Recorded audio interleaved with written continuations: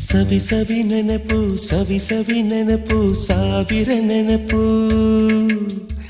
ಎದೆಯಾಳದಲ್ಲಿ ಬಚ್ಚಿಕೊಂಡಿರುವ ಅಚ್ಚಳಿಯದ ನೂರೊಂದು ನೆನಪು ಏನೋ ಒಂದು ತೊರೆದ ಹಾಗೆ ಯಾವುದೋ ಒಂದು ಪಡೆದ ಹಾಗೆ ಅಮ್ಮನ ಮಡಿಲ ಅಪ್ಪಿದ ಹಾಗೆ ಕಣ್ಣಂಚಲ್ಲಿ ಕಣ್ಣೀರ ನೆನಪು